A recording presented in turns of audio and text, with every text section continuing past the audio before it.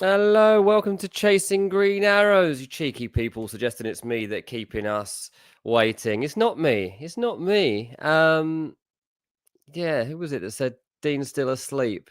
Derek. Oh, I'm always awake, mate. I'm always awake. Two young kids.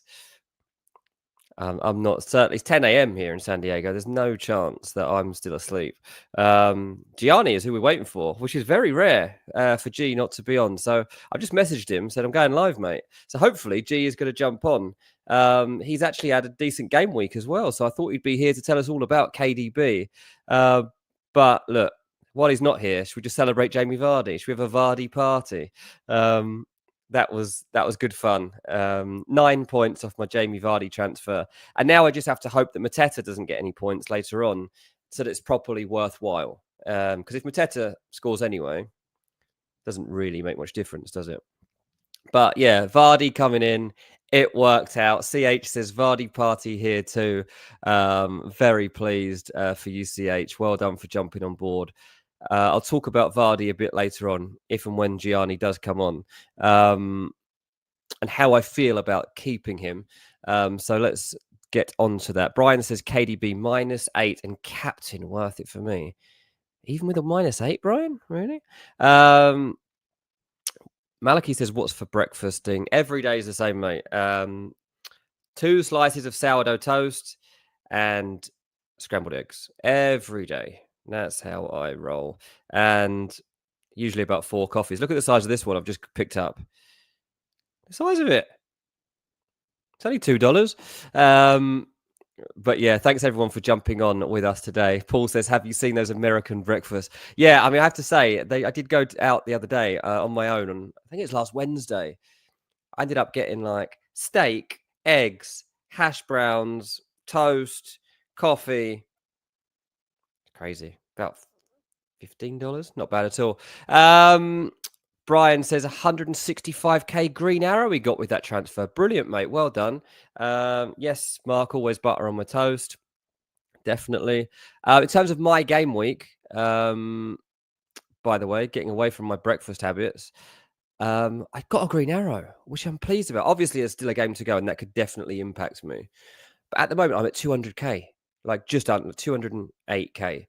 So I'm on the verge of breaking into the top 200k. That's where I want to be, people. That's where I want to be. Can I do it? Hope so.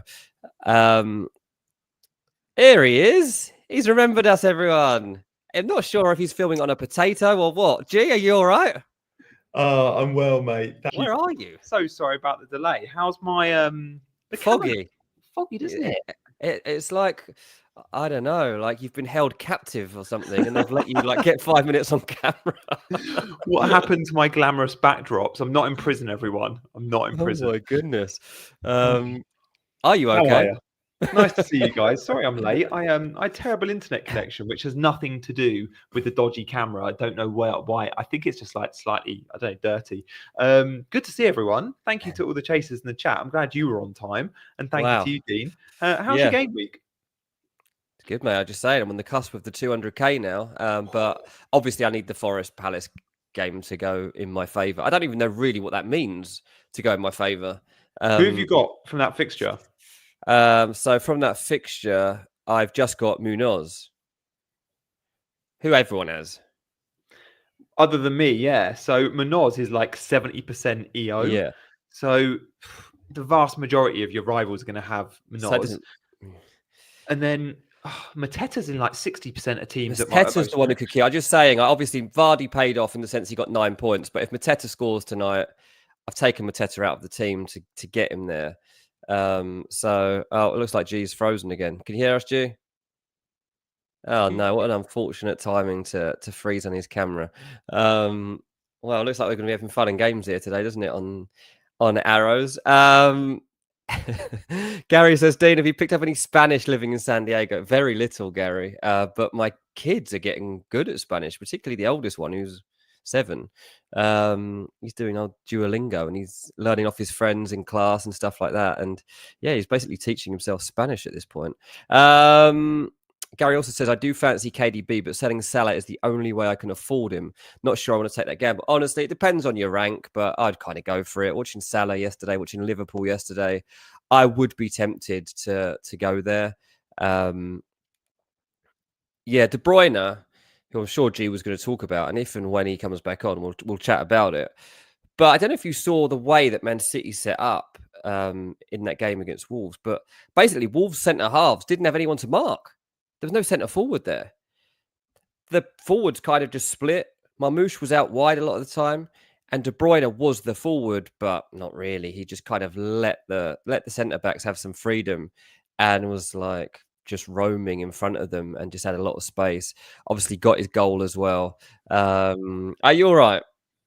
What is going on? I don't What know. is going on? How is it I don't better? know. How do you have better reception when you're in a garden to when you're inside your? Do you know what? The reason I'm Yeah. not in the garden is because I couldn't get internet. So I was like, oh, maybe it's because Oh. I'm too far from the router. So I've come inside and it's even bad here. So clearly it's just a bad day of internet. Yeah. I mean, the weather's quite bad here. Maybe that's The weather's maybe bad that's here it. too. Someone just asked me a second ago, what's the weather like in San Diego State? And obviously, usually you just assume it's sunny and 70 like everybody does. It's not. I went on the school run, didn't even consider that like it might rain. Like it just never really crossed my mind. And it just started pouring with rain like as we were doing the school run. So I got soaked. So yeah, it's quite miserable here too, mate. Wait, talk to me about that coffee cup. That is a 7-Eleven Oh, coffee. you missed the chat, mate. Yeah. Look at the size of it. There's actually a bigger size than this too. That goes to XL. This is just a large. But yeah, I think G's frozen again. We might have to drop G out for a little bit, see if he can fix that. Anyway, should we talk some chasing green arrows and some FPL? Yeah, so going back to De Bruyne, tell me what you guys saw of this De Bruyne performance, because obviously, like I said, he had this space in front of the Wolves defense. They didn't really know what to do. Centre backs hate it when they haven't got anyone to mark. Confuses them. And the two Wolves guys are kind of just looking at each other, and you don't know whether to go. Basically, they just stayed flat, and it left a lot of space for KDB to roam into. KDB has now started the last 5 Premier League games and been captain for the last 5 Premier League games. This is a guy that they're not giving a new contract to so far. Does that stay the case? There's a small part of me, people, that does wonder if City U-turn on this. Just give him a 1-year contract. He's doing a good job, and he's shown himself to be helpful. And you're starting to learn that there's a possibility he joins one of your rivals. Chelsea, Arsenal, potentially starting to sniff around for KDB. Like, that is dangerous. Right, G, are we going to... Someone's asking if I'm charging you tariffs here from America. I've got a backup plan, right? If it goes again, I'm getting in the car and I'm going to get on my 5G, because I don't get 5G in the house, but I do have 5G, and I'm going to stream from the car. Okay, cool. Let's give that a try if you cut out again. Let's ask you about Man City. I've just been chatting about KDB and kind of the headache he gave Wolves because they had nobody to mark. There was no centre forward for them to mark, and they didn't really know what to do with themselves. KDB has started the last 5 games. He's been captain for the last 5 games for Man City. What do you reckon? No, he's gone. He's on his way to the car. It was worth a try, wasn't it? It was worth a try. I thought I might get one answer from him about football today, but apparently not. Meswin said, I captained KDB last minute and got green arrow that took me into the top million with Alanga and Munoz still to go. Well done, mate. That was a good decision. Discover with Simmons says he's always in a good position. I feel like wingers in like the recent games have been playing very negative and wing play. Marmoush. I think he does combine well with KDB. Obviously, Doku was looking dangerous here too, and did put a really good ball across for KDB to finish off. So I'm quite interested by that. Mark says Villa sniffing around KDB as well. Yeah, that's true. So like all those sort of rival clubs that are in the same sort of positions are interested in KDB, and he's showing that he might be interested. He might not just go and play in Saudi Arabia. He might not just come and play in MLS. He might give it a shot playing at another Premier League club. I'm not totally convinced he'll do it, but I think he should continue to threaten it because I think he'll end up getting that extra year. Doku was amazing, just shame with the likely rotation.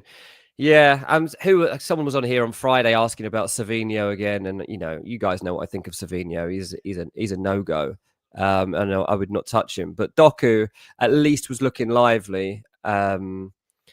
So I think Doku's not a bad shout for City as they look to close in on these Champions League spots. Let me know in the chat what you think. Are Man City going to catch Arsenal? Should we now be doubling down on Man City assets because they've got so much at stake here? Like, not only are they going to reach the Champions League, they might topple Arsenal, which would be honestly such a success story for Man City. I think it's a really interesting way that they're getting to end the season. Finally, their fans have got something to kind of care about. They've got Southampton away at the weekend. Southampton away. Can we get triple City for Southampton away? I went Jamie Vardy at the weekend. A player that hadn't scored for 11 game weeks because I was like, Southampton are rubbish. He will score. And he did. And Southampton were rubbish.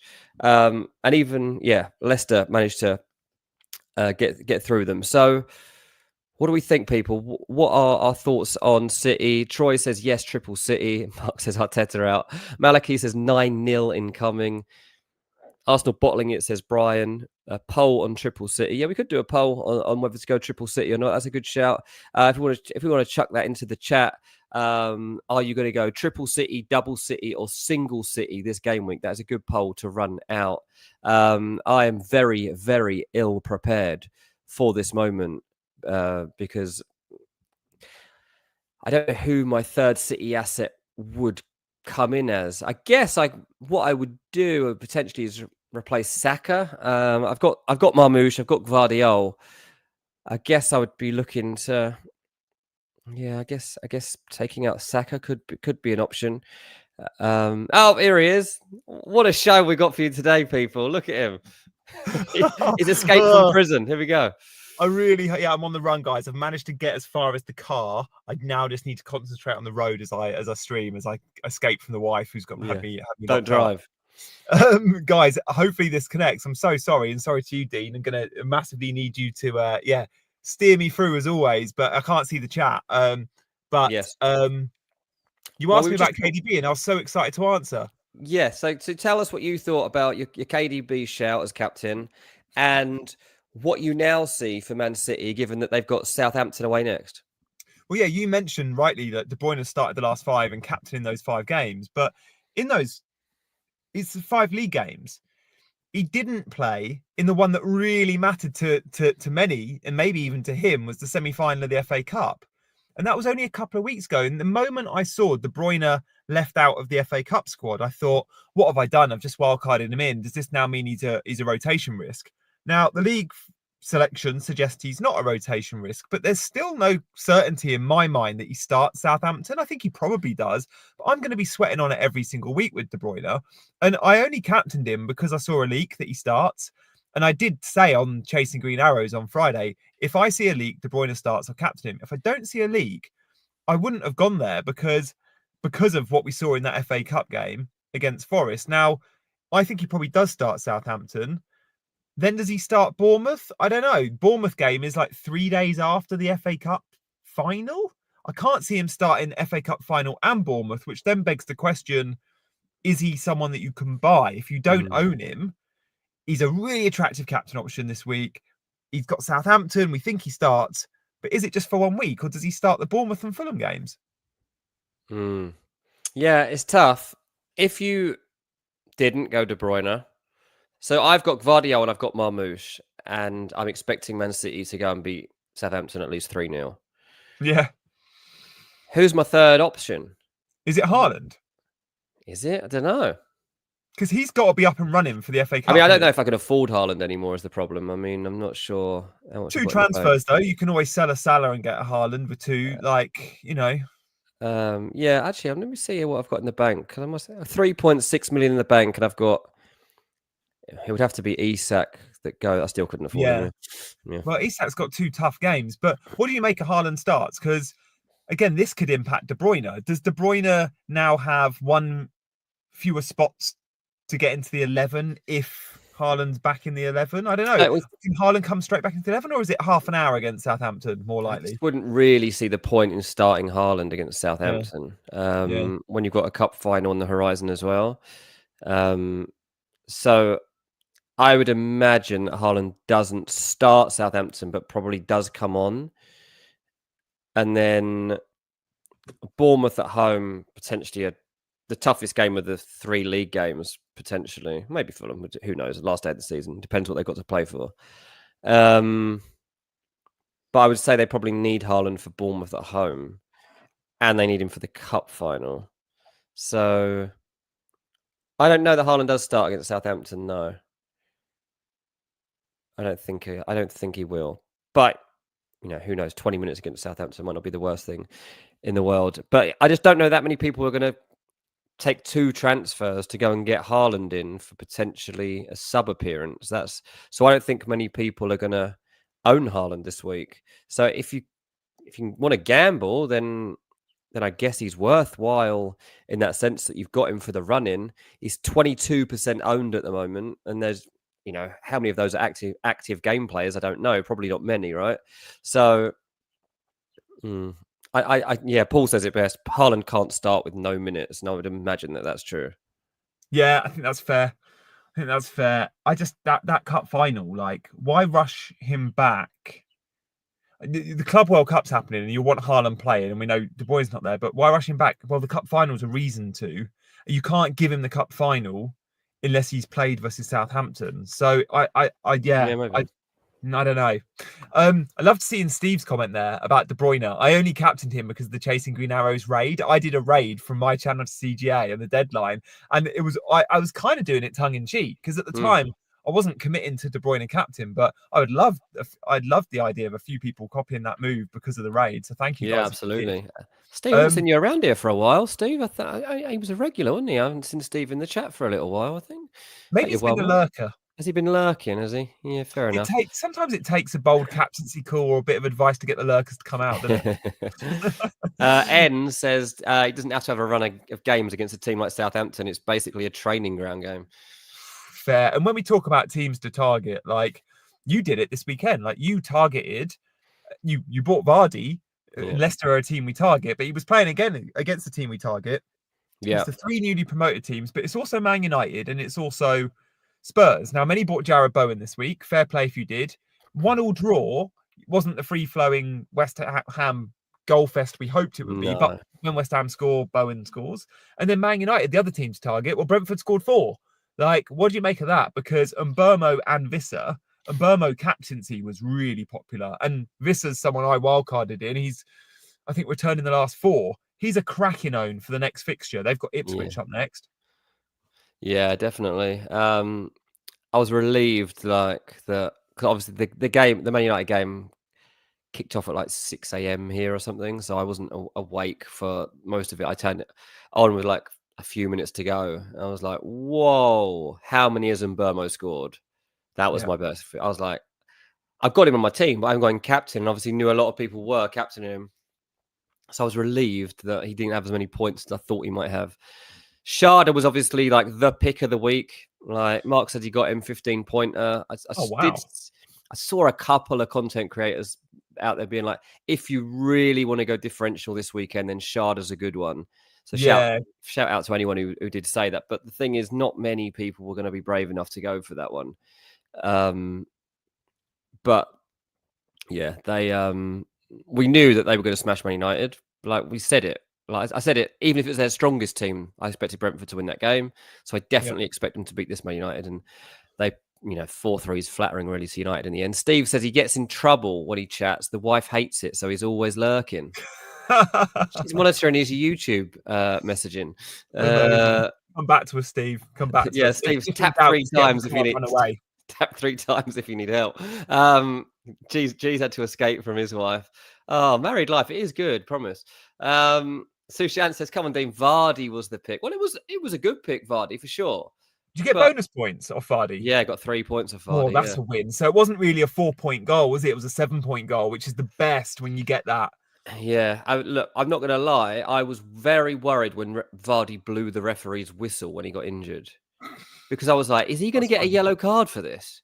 It's like unsporting behaviour. When you see sometimes, there's been players before in the past, like the refs, I can't remember who it was, dropped his yellow card or something, and the player like walked up, picked the yellow card, and like gave it to the ref, and then got a yellow card for doing that. I was like, oh, Vardy, please don't get me a yellow card for this. And that could have his bonus points would have massively dropped there as well. Like that, there I would was have been more than really a worried about it. It was so Vardy. I mean, the ref was like actually hurt as well. He went off, didn't he? I don't think he came back on, did he? He didn't come back on. No, there's a long pause in that game. I mean, I can't believe I watched the entirety of Leicester v Southampton. Well, I say the entirety. I turned it off the second Vardy was substituted with about 10 minutes left. That's what FPL does, yeah. But I was unbelievable. There I am, 7 a.m. on a Saturday morning, watching Leicester v Southampton, just watching Jamie Vardy. I didn't cheer that much, to be honest, when he got. I was obviously like relief that he'd got his goal, but it's like, I want another one.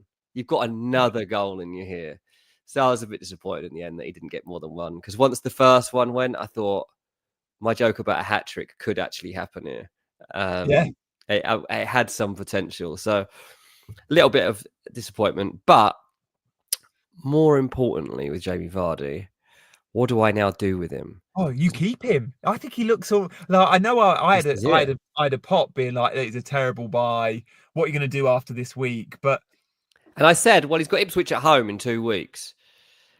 And he's got Forest away next, which is okay. We'll see what happens with him tonight. No, that's and then Bournemouth last game of the season, his last ever game for Leicester. It's away though, that one, isn't it? It's away, but game at the King Power is the big one. And let's see what Bournemouth have got on the line. But I definitely want him for Ipswich at home. Hey, captain him. Might. Like, genuinely, you might be in a position. This is the time of the season, game week 37 and 38, or where you just look at differential captains and you go, is that going to be enough for me to go against the crowd and to beat a mini league rival? And something like a Vardy punt, knowing it's his last game at the King Power, knowing he's playing a newly promoted team in Ipswich, again, a team to target, knowing what he just did versus Southampton, you could go there. Yeah, I could. Someone just asked what my other two forwards are. I've got Marmoush and I've got Isak as my other two forwards. What do we do with Marmoush, man? I'm keeping him because he's playing Southampton, but I know, but he played on the right. Like, that is not a position we've seen him in under Pep. We've seen him play a few positions, not on the right. So no, yeah, we give him Southampton. But then do we sell him? I don't know. It was just I just felt it was a tactic to really unnerve Wolves. Really, as I say, like they really didn't know what to do with the fact that the whole centre of the attack was empty. Yeah, vacant. It was very confusing. So I don't know if that was a one-off. I don't feel there's really probably going to be that need to do that against Southampton. As much as I'd like to say I don't want to disrespect them, it's too late for that. They've disrespected themselves week after week.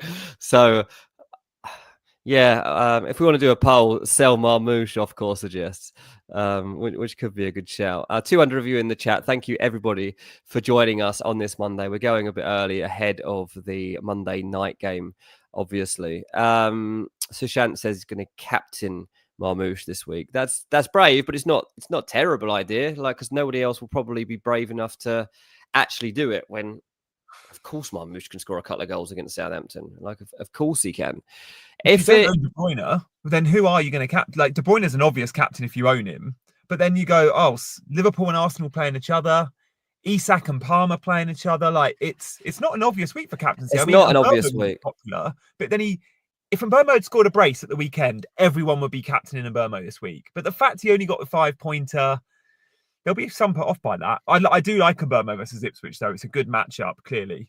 Yeah, and Mbeumo is a good option for my team. Salah's got Arsenal at home. Yeah. I'm not really that interested. They are a top defence. I know they've just conceded 2 to Bournemouth, and I know they're away in Europe on Wednesday night, and it could go 120 minutes, whatever. But I don't fancy Liverpool blowing Arsenal away. Arsenal don't get blown away. No. I reckon you go De Bruyne and Mbeumo are 2 obvious options. And then Marmoush is an option. If we were to hear Marmoush is starting, and there's every chance he is playing number 9, there's every chance he is on penalties, It's just he has been disappointing. He's had I think he had a 15-pointer. Other than that, he hasn't really produced, and he's missed a couple of he's missed more big chances than I've seen him convert. Like he is clearly an elite finisher. City wouldn't have bought him otherwise, and his record at Frankfurt was amazing. But since he's been at City, I bet he's underperformed his XG or been very close to par. I'd be surprised if he's over. Oh, I don't know. He has scored some goals from range, so maybe that complements his numbers. But it feels like he's missed a lot of big chances. Yeah, I mean, he got a 17-pointer, Newcastle at home. So that was his biggest haul. And in game week 29, he got a 12-pointer against Brighton. But there is only 2 big ones since he joined, and he's been there since game week 23. So there's not been that much to shout about. He's had a couple of in-betweeners of like a 7 and a 9, but a lot of them have been 2-pointers for Marmoush so far. So it's feast or famine, really, it seems like. And look, it's Southampton. He could definitely be feast. Sushant says, if Haaland is back, Marmoush is an even better captain. I don't know. There's 2 sides to the argument there. It's like, okay, Haaland back makes the City attack better, which could mean more chances for the rest of the team, just a higher performance from Man City in general. Or you could say he's taking some of the big chances away from his teammate, Marmoush. It's worth noting, if when Haaland's back, Marmoush continues in the team, like what we saw before Haaland got injured, was them playing together.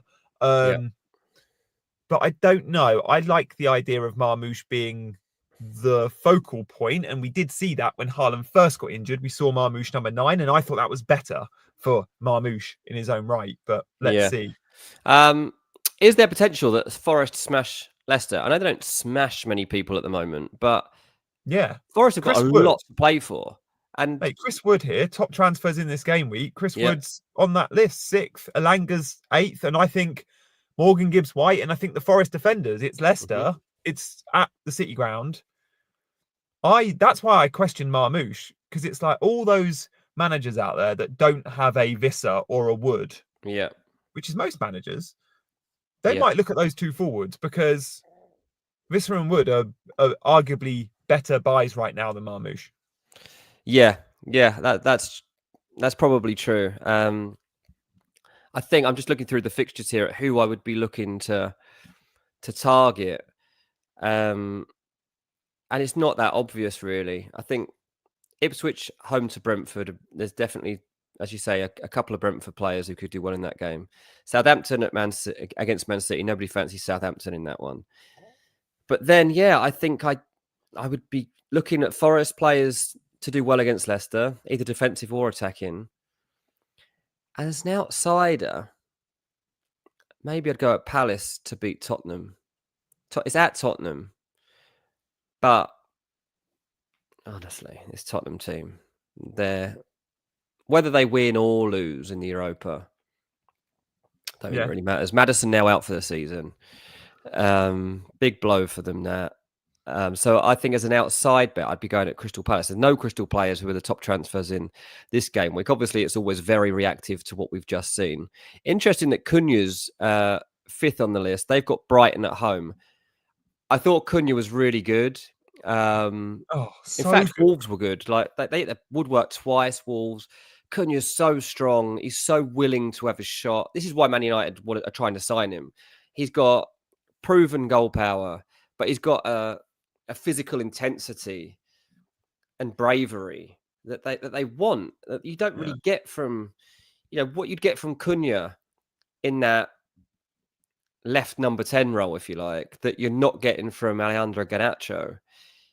There's a big difference there. Now, look, I don't think Cunha is going to be an Eric Cantona-like signing who goes and wins them the league, but I can see why they want him. Now, a lot of clubs have been put off of Cunha because of his disciplinary record and,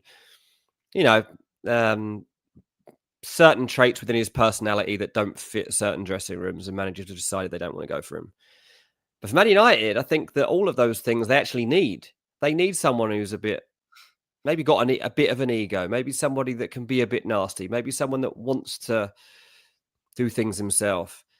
So he's only got a couple of games left here for Wolves, and Brighton at home actually is a pretty good fixture, isn't it? Actually, the more I think about it, like that isn't maybe it's not a big surprise that he's the 5th most transfer player in.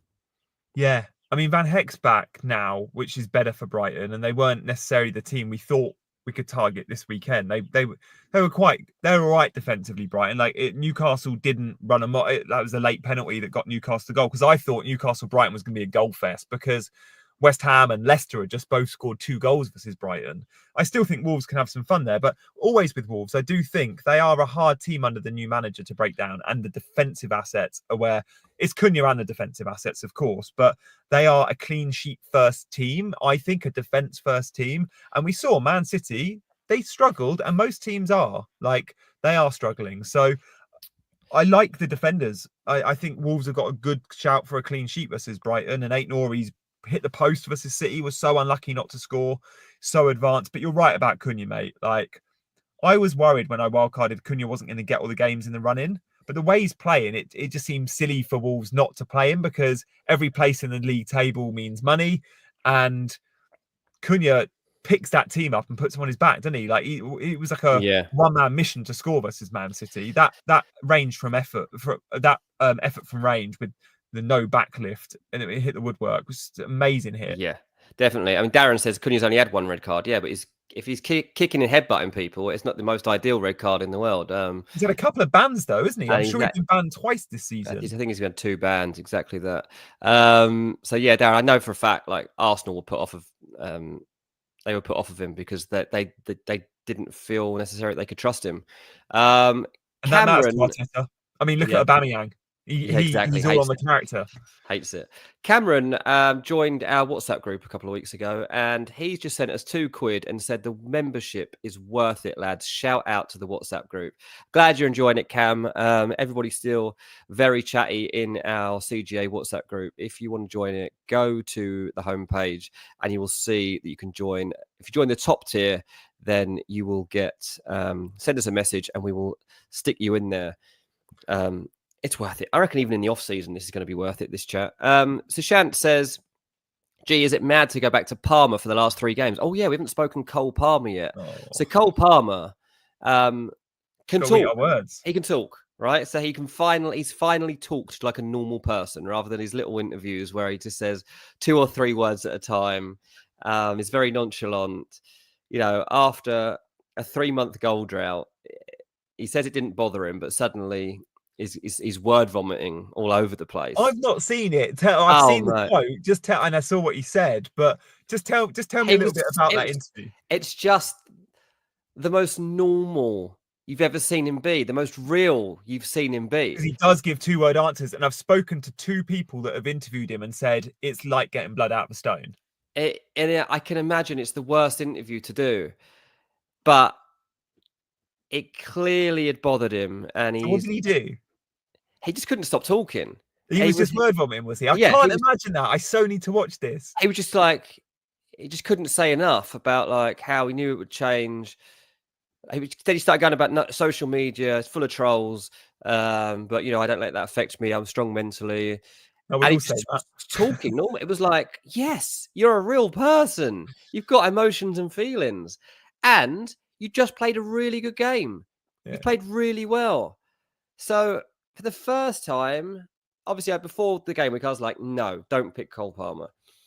But you know what? If you want to pick Cole Palmer and you want to get him in for, I don't know, Salah or Saka, you could probably go Cole Palmer because I think he's got a point to prove now at the end of this season. He really played like that. Fast Air says Palmer is the troll. Yeah, maybe. But yeah, I know fixtures aren't necessarily great for Chelsea. They've got Newcastle away this week, Man United at home the next week, and then what are they end the season at?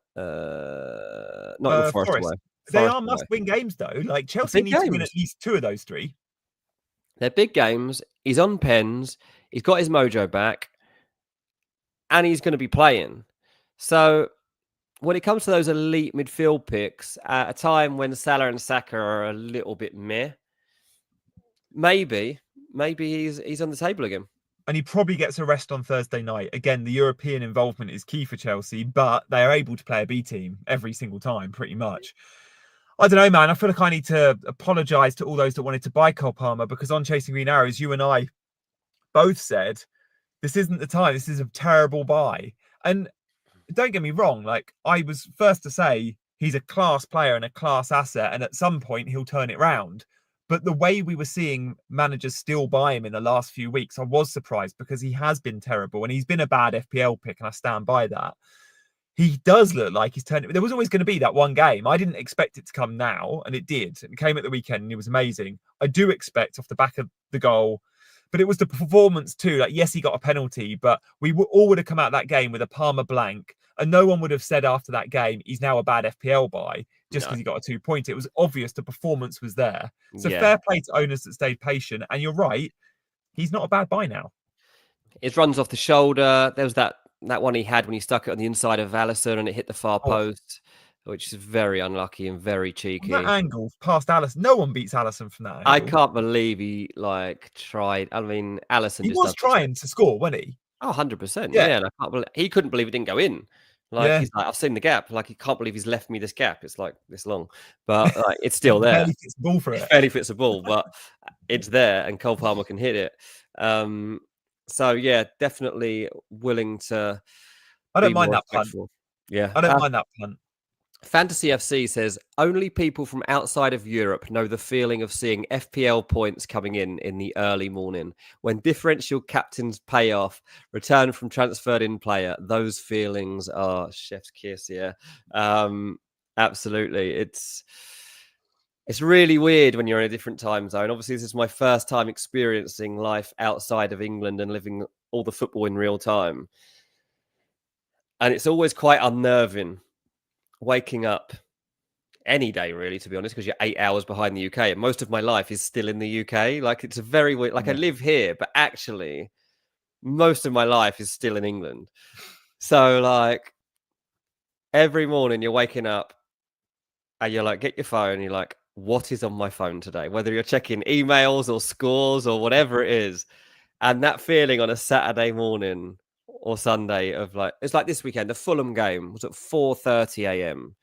So obviously, like, it was a big game as well. Big game.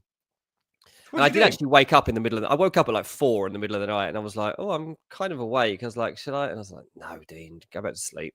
And then woke up, and I do this thing as I give the phone to Dylan, and I'm like, right, look at the score, and then I'm gonna guess it, and then you read it to me, and he loves it, but I can always tell in his face whether I'm going to be happy or not. It's a giveaway. It's a weird feeling. It definitely is. Wait, I appreciate that though. Like, I'm only an hour ahead, right? Yeah. And you know, I go to bed at like 9 o'clock, which Me too. Have done since my little one was born. Me too. Well, the games kick off at 9 o'clock in Italy, not 8, because I'm an hour ahead. So I had Brentford played the other day, and I had triple Brentford. They played Forest on a Wednesday night or whatever it was. I stayed up 9 to 11. I watched the game. I triple Brentford. It mattered. But tonight it's Crystal Palace Forest. I've got one player. I don't have any Palace, and I'm a bit scared about that. I will go to bed at like half time at 9:45, and I'll wake up in the morning probably wake up in the night, check my phone and go, did Manoz score? Did Mateta score? Please no. Yeah. But I completely appreciate it. It's very different. And in a way, it's better because we waste so many hours giving every moment of clean sheet wipeout in the 95th. I watched the Bournemouth United game the other day, and when Kepa lost his clean sheet in the 95th minute, I was so annoyed, and I was nervous. My palms were. I was like, "Sort yourself out, Gianni. It's a game." And if it was a night game and I'd fallen asleep, slept well, woke up, seen a clean sheet wipeout would have been fine. But living it every moment isn't always healthy. No, I totally get it. Leaue also says Premier League is better in the US. Every game on live for $8 a month. Yeah, Peacock is great. Like, Peacock is $8. Yeah, it's $8 a month, and I mean, it's not every game because there's like usually 1, maybe 2 games a week that are on USA, which you don't get, but you get the main NBC game. You also get like the Goal Rush show where you can just sit and watch every goal as they go in and all that sort of stuff. Yeah, I have to admit there are parts of me that do enjoy having it on a different time zone. Not sure I could do it the other way when it was like flipped though, and it was like 1:00 in the morning in Australia or whatever. I couldn't handle that. Matt Perry, who is a member of our WhatsApp group, a very active member too. Hello, Matt. He says, fair play on the Vardy pick, Dean. Sorry for mocking it. It's okay, mate. Like, everyone has opinions in this game. And there are too many times when I've had gut feelings like Vardy and not gone with it. Yeah. And that's fine at certain stages of the season because you're trying to just protect yourself and you're like, there's no need for me to take. But at this point, it doesn't matter. It doesn't matter. At this point, you just got to do it. This is the time to take those punts with captaincy or with transfers. Like, I'm the same, dude. I was looking at midfielders this week. I want to make a bit of I need to sell Jacob Murphy badly. And I'm like, oh, I might buy Langer. I might buy Gibbs White. No one owns those players. Like, Forest have Leicester. It's a to be fair, I probably will watch the game tonight because I want to eye test scout both those two players. But yeah, like, I wouldn't do that at the start of the season. I'd be like, oh, I'll be left with a dud in a Langer. It's going to be rubbish. But no, I can take that risk now because you're not going to be left with them for long. So you've only got 3 weeks. Yeah, exactly that. Very, very strange indeed. FPL Freddy's sticking up for Sky. Says in the UK, Sky have 215 games next season, up from 128 matches. Well, Amazon and TNT don't have any, I think. Sky has announced yesterday, I think I saw it, that they're the only Premier League rights holder. Oh, wow. So you're not really probably getting any extra games. Probably just evens it out. The difference is, Freddie, that you don't get any 3 o'clock games still, whereas we get out here every 3 o'clock game. That's what's great. Like, the fact that I could, watch that Leicester-Southampton game, which, you know, to be fair, what else am I going to do at 7 a.m. on a Saturday, right? Like, it's better than watching Peppa Pig. So it's, I'll say that. Peppa Pig was on the big TV. I've been watching the small TV in the other room with my little Leicester game on. And mate, for supporters of teams like Fulham, with no disrespect, when you're not in Europe and you're not at the moment or this season, you have a lot of Saturday 3 o'clock games. Like, the Sunday games are often the teams in Europe, aren't they? So if you support a team like Brentford or Fulham, then those Saturday 3 o'clock games are huge. You get a ton of them. Absolutely, yeah. And Nick says we do get every game on Peacock. The ones on the other channels are on Peacock the next day. Yeah, they do a replay the next day, but typically I don't care the next day unless I really, really need to watch a game. Like the Man City Wolves one, I didn't watch live, but I did actually watch that on replay. But that's because it was a very specific game that I wanted to see in detail. But there's not many times I care enough. And even on Sky, you can watch every game with extended highlights or maybe even full replays. I'm not sure anymore. We've got our bonus beasts feature this evening. We've got a couple of assets ready to show. Oh, okay, cool. I feel like we should look at a couple of the bonus beasts. Well, yeah, but Evan Nilsson, he only got 1 bonus, but just eyes on him, right? When we look at the 3 fixtures coming up, Villa at home, fine. It's not the easiest fixture, but you don't hate it. And again, Bournemouth have something to play for. A bit like Brentford, they're looking at the European spots going, we could get 8th, we could get 9th, we could get European football next season. It's the final day in the season which really appeals to me with Evan Nilsson. Leicester at home. If they need, let's say Bournemouth can still get European football, and if they can't, I'm not interested despite the fixture. But we could go into game week 38 where if everything goes right, Bournemouth get European football. Or what a buy he would be at 3.8%. Yeah, definitely. I mean, that game was strange. And because Raya had been quite busy, to be honest. You had extremes. Like Declan Rice was having a great game for Arsenal, but equally, I was never that confident they were going to keep a clean sheet. I wasn't sure how many other people in the game had Arsenal defenders. I had Raya in goal, so I was like, I don't know how much this clean sheet's even going to count for unless he just keeps making countless saves. But Arsenal have done what's cost them the title, basically. They've thrown away. They're not good at protecting themselves through periods of games when they really need to. I know that their minds aren't completely on this at the moment, but they are in danger of throwing away second place, which is ridiculous. You know, they made fun of Tottenham that year for coming third in a 2-horse race, and that is in danger of happening to them this season. Ever since that Tifo went up, this club has started to lose respect. and they're going to throw it all away at this rate. Let us know in the chat. Do you trust Arsenal as we head towards the final day of the season? Let us know. What else do we need to cover here, mate? We've got 10 minutes left of the show. The news is out on the teams. Have you got that yet? Do you know what? I haven't. Any big Eze news is on benched. Who? Eze. Oh, Andrew has just written in and said Eze is benched. I'm Let me loading the Palace team as we see. speak. That is mad. I mean, we expect a little bit of rotation. Big at man's Palace. got him.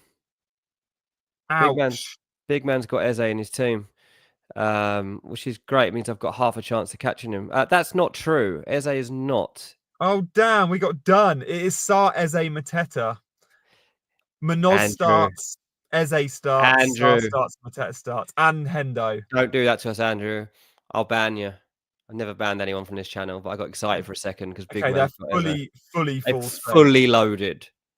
I mean, I just wondered if Eze was carrying something other than his wash bag. Nottingham Forest, are they full strength? Can anyone tell me? For some reason, Brian's just dropped the team in. Sells, Murillo, Sangare, Williams, Anderson, Gibbs-White, Wood, Dominguez, Elanga, Milenkovic, Aina. Looks good to me. Sangare's in though. He's not usually starting. So who's out there? Is it someone in midfield? Yates. Is Yates in Oh, there? Hudson-Odoi's not there. He came off with a hamstring injury, so he's just gone Elanga and Wood. So it's a front two, not a front three. Extra midfielder. Extra midfielder. There we go. Not sure if I watched. I don't know if it. Let's see if this game's on my Peacock. I'm not actually sure. Let's see if I can even watch this game. I need a sales clean sheet here, so extra midfield is good for me. Mate, we need to talk about Johan Visser again. Like Evan Nilsson, it was only the one bonus point, but just a really good like 0.96 xG. A lot of that is his goal, which was obviously a tap in, but it's big chance Brentford. They always get big chances, and this is the guy a lot of the big chances go to. It was surprising, and Burmo didn't really have a sniff in terms of goals. He did get a fortunate-ish assist, but Brentford look good for big chances versus Aston Villa. They look still good for big chances versus Man City. I expect they'll score against Man City at the Etihad. And against, hang on, these are Evan Nilsson's fixtures. Yeah. I know off the top of my head, he's got Ipswich next. Then I think he's got Fulham and then Wolves.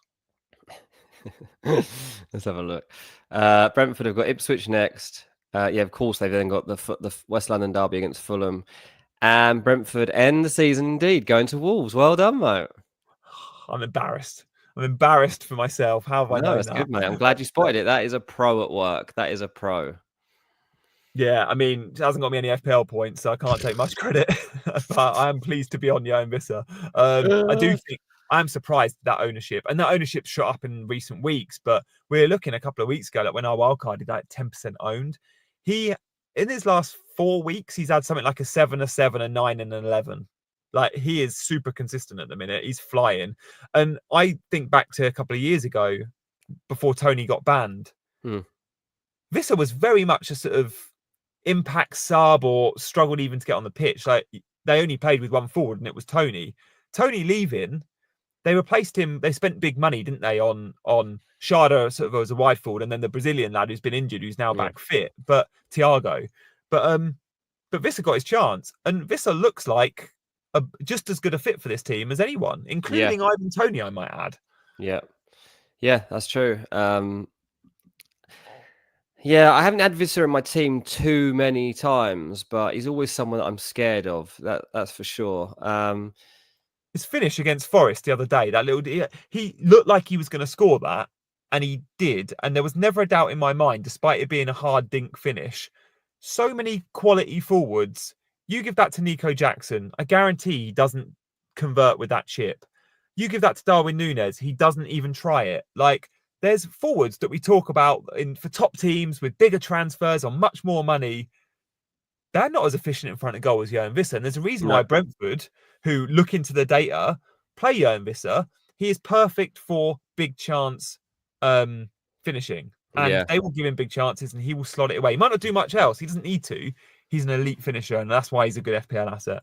Absolutely. We haven't asked for likes and subscribes today. Didn't want to bug you all, but we are only on 67 likes. So if you could give us a like, that'd be great. If you don't subscribe, then please do. It really helps us. I won't mention it again, but if you do already, then thank you so much for your support all through this season. We really do appreciate it. Yeah, a lot of people giving Vissa love in the chat. Look, Trent has announced today finally that he's leaving Liverpool. That means he's only got a couple of games left in this FPL game. Does he play? Mm. He's going to get booed now, isn't he? I don't know. I mean, the backlash on social media towards him. I'm just not even a social media. Actually, I saw a video that Haters TV had done with fans around the ground. Oh yeah, burning the shirt. No, not quite as far as that, but one bloke saying, I hope the Madrid fans boo him. I hope he doesn't do very well, so he learns that the grass isn't always greener. Another person said, yeah, I hope that I felt like he owed us more. Like we've helped him become who he is, and he should have respected that more. Things like that. I'm like, he can do whatever he wants. Like, he doesn't have to stay with you forever. What about all the players that you steal from? What about you took Harvey Elliott, who had been at Fulham since he was like born, basically, and as soon as he became good, you took him off of us. Like, you don't care about when you're doing that, but as soon as like you find your place in the food chain, which is beneath Barcelona and Real Madrid, by the way, still, you're eaten up still. And I actually quite like that Liverpool fans are realizing that this can happen to them as well. So. It's a good point, mate. It's a very good point. Liverpool fans forget that. Like our Southampton fans, how they feel when they went and poached Lallana and Van Dijk, and it was like, oh, they're with the feeder club to Liverpool. Like, no, get in line. Liverpool fans often come across as like that they feel entitled, but you're right, they are below the food chain. Yeah, Barcelona and Real Madrid, they're not. No team is. Someone said, remember what they did to Virgil from Southampton? Remember how long that dragged on? Remember how Southampton felt about it at the time? Like, they've done it a lot. And Trent's done as much for them as they've done for him. Like, he's huge. He's been great. Champions League winning season. Like, Trent was unbelievable. I don't know why they're so bothered. Like, Trent is replaceable. Like, finding the same kind of player? No. But end of the day, he's a right back / half back. And that is replaceable. And they'll be fine. And I didn't really care whether he was going to be successful in Madrid. But now, actually, I really hope he is because of the stick that he's starting to get from sections of that fan base who say they're so... If he comes, does he start? For I don't think he'll get booed at Anfield because I think he'll get a level of respect from the match-going Anfield crowd. I think people that have watched him ever since he was a kid aren't going to boo him. I wouldn't have thought. I'm not even sure Slot gives him that chance, though. I just think he goes, he's off anyway. I need to know if I'm buying a first-choice right-back or if I'm buying someone to compete with Bradley, maybe another youngster, and it's like, we've got these two good options, but who's going to get it? I think they'll probably buy... market. They need to see Bradley play more. Yeah. Yeah, it's interesting. They've got 2 home games left. Arsenal, Crystal Palace. It's going to be so interesting. They don't need the points. They don't need the points, so that doesn't matter. Does he get a 60 and then a sort of a standing ovation and that's it? Interesting, isn't it? Nick said he wouldn't give him another game. I wouldn't. I would give Bradley, but that's nothing on Trent. We need to know if Connor Bradley is our first choice right back going into the transfer window, and we will know more unless Slot already knows that. But I don't think he does. I think he needs to give him 3 starts. Yeah, I mean, he's focusing on a left back. Like, that is what they're focusing on. A Kirkes or an Ait Nouri or a Robinson. Like, one of those 3 is going to join Liverpool. So that's their focus. None of those 3 play right back. None of those 3 are versatile enough to play right back, which is interesting. Tsimikas can't and Robertson can't. So they don't really have... I mean... What, Curtis Jones? Like... I mean, Curtis Jones got a lot of stick after his performance yesterday. So I guess it's Bradley's to lose. Kwanzaa? I guess it's Bradley's to lose. Yeah, a lot of Real Madrid questions coming in. You can't go into a season where you're retaining the title and fighting on all fronts in the Champions League with just Connor Bradley. You can't. No, it won't be the only gap they've got to fill. Obviously, they've got to buy a centre forward. Like, Darwin's going to be leaving. You got little players like Harvey Elliott might leave. They might get another centre back in. There's still potential for them to get a DM, which I think they'll probably do. So there are a lot of positions to look at here. But right back, obviously they've known for a long time now that Trent's going. Like, this isn't new news to Liverpool. We've known of this basically since February anyway. But it's only that he's come out now to talk about it and try to address it before the end of the season. So yeah, we'll have to look into whether I haven't owned Trent all season, but I might pick him on the last day against Crystal Palace. The narrative is set. Same with De Bruyne. Many will be looking to the same. Yeah. Guys, that's been loads of fun. Any other points to mention? Obviously, good luck for the game tonight. We are looking to stream live again later this week. You can catch us on Friday. We're doing deadline streams on Saturdays, but our Friday streams loads of fun. It's me, Dean, and Big Man. And if you haven't already checked out Chasing Green Arrows, I know Dean mentioned it a minute ago, but this is only the first time I've said it in an hour. Please do consider subscribing to the channel. We want to get to 10k subs very, very soon. I feel like we're so close, Dean. We've got to get there by the end of the season. We can do it, can't we? Mate, I'm going to set up 50 channels myself. Yeah, I'm just going to the rest of my day setting up YouTube channels and just subscribing if we don't get there. It's starting to niggle away at me. Come on, people. 50 10K. away from getting to 10k. The race to 10k. We're not just talking about getting into top 10k of FPL. We're also talking about this channel. But thank you to all of you who we know all of you are so loyal to us, and that come back week after week. And it feels like we have these lovely chats with you and with each other every week. So thanks so much for all being here. Yeah, thank you guys. We do absolutely love it. And there's a reason why we stream live so often. It's so we can talk to you lot. So shout out to all of our regulars, all of our chasers in the chat. We will be back, as I mentioned, on Friday. We'll be talking more about captaincy on Friday because it's going to be, again, a bit of a split pot, as it was this week. Like, loads went very different directions. Good luck for the game tonight if you've got Palace assets, if you've got Forest assets. I reckon we're due some goals in that one. And we will see you later in the week. Bye-bye.